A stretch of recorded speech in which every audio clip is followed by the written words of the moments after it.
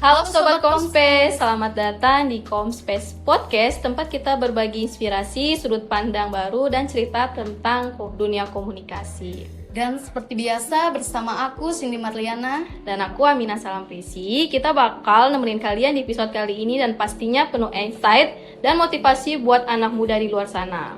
Betul banget, karena hari ini kita kedatangan bintang tamu yang juga bukan membawa semangat literasi dan bahasa ke level yang lebih tinggi. Langsung saja kita sambut Duta Bahasa Provinsi Maluku. Halo kakak. Halo teman-teman Komspace. Oke. Kak, sebelum kita masuk lebih dalam, boleh dong kakak kenalin diri dulu, mulai dari nama lengkap, kesibukan sekarang, dan sedikit tentang bagaimana kakak bisa terpilih sebagai Duta Bahasa.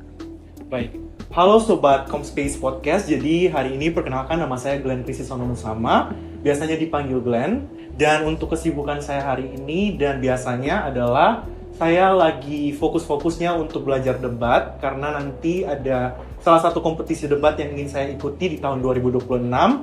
Dan untuk sekilas kenapa saya bisa menjadi Duta Bahasa, karena saya rasa bahasa merupakan salah satu aspek yang penting yang seharusnya kita kuasai, apalagi bahasa Indonesia yang merupakan identitas nasional, identitas negara yang harus selalu kita kemukakan dan utamakan. Kakak sebagai Duta Bahasa bisa jelaskan sebenarnya apa sih peran utama seorang Duta Bahasa? Banyak orang yang lihat dari luar tuh mikirnya cuma ajang-ajang saja, padahal pasti lebih besar dari itu. Oke, jadi kalau berbicara soal Duta Bahasa, itu bukan hanya sekadar ajang, tapi juga bagaimana caranya meningkatkan kepedulian generasi muda terhadap bahasa Indonesia yang merupakan bahasa yang seharusnya diutamakan. Jadi sebenarnya apa sih tugas dari Duta Bahasa? Secara gampangnya, kita tuh selalu berfondasi tentang satu hal, yaitu Trigatra Bangun Bahasa, yaitu mengutamakan bahasa Indonesia sebagai bahasa negara, kemudian juga melestarikan bahasa daerah yang merupakan ciri khas dari negara kita, yang merupakan karakteristik pembentuk dari negara kita, dan juga tidak melupakan untuk menguasai bahasa asing. Karena dari Badan Bahasa sendiri, ada salah satu tujuan dan visi dari Badan Bahasa, yaitu menginternasionalisasikan bahasa Indonesia. Jadi, cara mewujudkan hal tersebut adalah tentu saja dengan menguasai bahasa asing. Jadi, contohnya seperti menguasai bahasa Inggris. Nah, hal atau input yang biasa kita lihat dan yang baru saja terjadi adalah bahasa Indonesia tuh sekarang menjadi bahasa resmi dalam sidang rapat UNESCO. Dan hal tersebut merupakan salah satu hal yang sangat membanggakan, karena kita sebagai generasi muda harus bisa untuk mengutamakan bahasa Indonesia dan juga menerapkan pilar dari Trigatra Bangun Bahasa dalam kehidupan kita sehari-hari. Baik kak, kami juga penasaran nih, apa motivasi kakak sampai akhir terjun dan ikut pemilihan Duta Bahasa? Dan apakah ada tantangan paling berat selama proses itu? Baik, jadi kalau dilihat dari latar belakang saya, itu tidak ada berkaitan langsung dengan bahasa itu sendiri. Saya bukan berasal dari prodi bahasa, dan saya dari prodi akuntansi. Berarti saya lebih berkesinambungan dengan tentang angka gitu. Jadi kalau bisa dilihat, tantangan terberat adalah bagaimana caranya agar saya menyesuaikan diri dengan bahasa-bahasa dan kaidah yang ada. Karena kalau dilihat, bahasa Indonesia itu tidak semudah dan tidak semudah yang biasa kita bayangkan, tapi juga bisa dilihat ada kaidah yang harus disesuaikan. Makanya dulu tuh waktu di SMA, saya dapat nilai buruk sih waktu ujian bahasa Indonesia. Tapi sejak saya masuk ke Duta Bahasa, saya mengerti kenapa kaidah itu merupakan satu hal yang penting. Nah, jadi kalau dilihat, saya rasa hal tersebut tuh menjadi salah satu hal yang penting.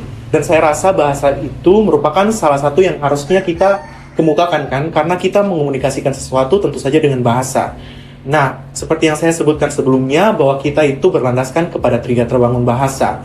Berarti bahasa Indonesia itu seharusnya menjadi salah satu hal yang diutamakan.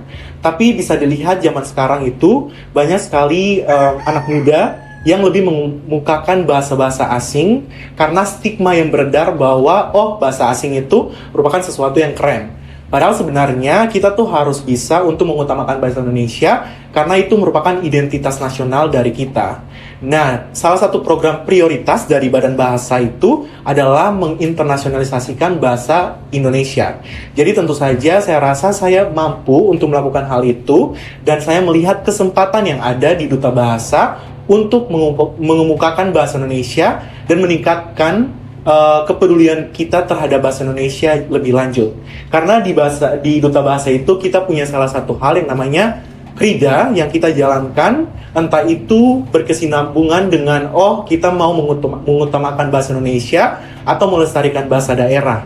Nah, hal tersebut yang menjadi salah satu daya tarik yang ada pada Duta Bahasa yang bisa dilakukan oleh para duta bahasa yang ada. Baik kakak, di era digital, penggunaan bahasa makin campur-campur dari bahasa gaul sampai selang internet. Dari perspektif kakak sebagai duta bahasa, apakah ini sesuatu yang harus dikhawatirkan atau justru ini evaluasi bahasa yang wajar?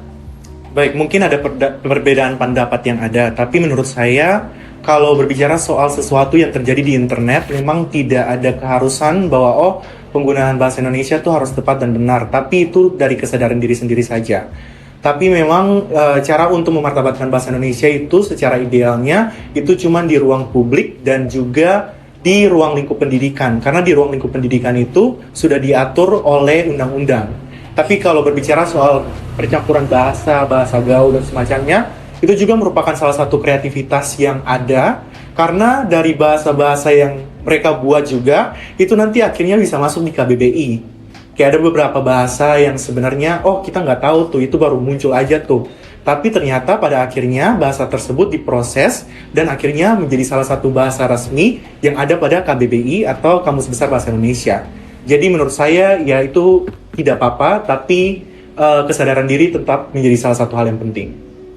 Oke, kita masuk di pertanyaan kita yang akhir.